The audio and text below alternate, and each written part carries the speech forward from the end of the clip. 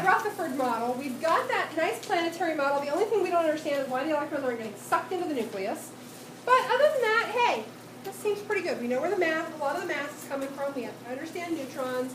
We understand the positive nucleus.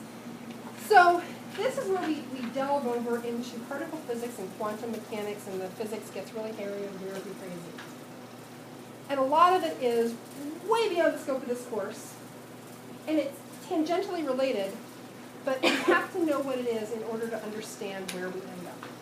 So we're going to talk about visible light for a second, okay? You're all being struck by visible light right now, correct? Yeah. Beating down on your body from the lights above. Being battered by visible light. Well, even if we turned all the lights off, you might still be being battered by light. So visible light is a tiny little piece of a spectrum called the electromagnetic radiation spectrum. Light is one type of electromagnetic radiation. X-rays are a type of electromagnetic radiation. Microwaves, gamma waves, radio waves. They're all in this spectrum. There's just a tiny little slice that we're able to see. So light and X-rays and microwaves and radio waves, all that stuff is a wave, yes? We know this. It's a wave. Light's a wave. You've all seen pictures of little light waves, right? Little transverse waves. They go like that. Fantastic. So because it's a wave, because light is a wave, and it is well known that light is a wave, it is well understood that light is a wave, we can measure its wavelength. We can measure its frequency. We can measure its speed. Because we can do that with waves, right? You did this in physical science. If the wavelength of a light is this and its frequency is this, how fast is it traveling? Easy. Your average 7th grader could do it. It's 3-part algebra. So, we can measure all these things about light. Light's a wave. We know that. You're all good with that, right? This is easy. This is good. Fantastic. Good, good, good. Now, when we think about visible light, you know that different colors of light have different frequencies. They all have the same speed, but they have different wavelengths and frequencies. So, red light is up in the 700 nanometer frequency. Blue light is down in the 400 nanometer frequency, or wavelength. Different frequencies, though. Okay, good. Now here's the weird part. You knew there had to be a weird part. I have this little piece of metal. Yay, a little piece of copper. You know that metals are good conductors of electric, right? Okay, fantastic. If I shine a UV light on this piece of copper metal, I can make electrons jump off it. What? What does that have to do with anything? I shine light on a piece of metal and electrons flow off of it? That's ridiculous. I don't know what you're talking about. This is stupid. It's absurd. This had been observed in the 19th century. So, 1887. People knew about this. It was sort of a parlor trick. It was sort of a novelty. We know about it. We don't know why it happens.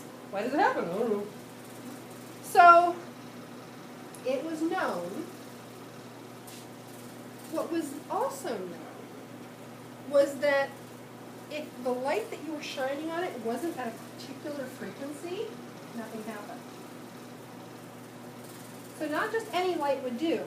It had to be particular frequencies of light. Picky. Particular frequencies of light? Okay, sure. So that's the photoelectric effect.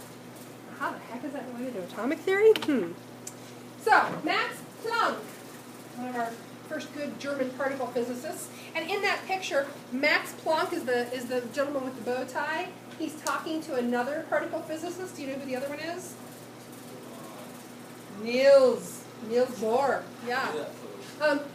What's interesting, these guys all talked and worked together and taught together and discussed and thought. So a lot of their stuff weaves in and ties in. Oh, go ahead. Well, there was like a picture, I saw there was like this one picture that had like all of them. Yes. Like all together. Yes, there are a lot of those, because a lot of them did work together and talk together and meet together. So there are pictures of multiple of the people in this timeline. Yeah, together. So Planck says, you know what? I think that this metal, the energy that's flowing off this metal when we shine a UV light on it, is happening in a discrete packet. So rather than that energy just being a flow of energy, it's a chunk of energy, it's a package of energy, it's a brick of energy. And he calls these packages quanta. And he says that the minimum amount of energy that you can lose is a single quanta. So this is a new unit. A quanta is a unit of energy. It's this little tiny package, this little box of energy. So he comes up with, he ties together energy and frequency. So remember we said certain frequencies of light would trigger the little pop off of energy from the metal. Well, he takes those frequencies and ties them to the amount of energy that's being lost. But he finds it only works if he sneaks this number in the middle of that equation. And it's the same number every time. So he determines that this is a constant. This is a constant that describes a relationship. And this is now known as Planck's constant. 6.62 times 10 to the negative something joules per second. We're not going to use that in this chapter. We'll come back to that later. But this is Planck's contribution. We have these packets of energy, these discrete little chunks of energy. Okay, again, what does this have to do with atomic theory? I'm getting there. So, Uncle Albert. Everybody loves Uncle Albert. He looks at what Planck has said about energy. And he says, you know what?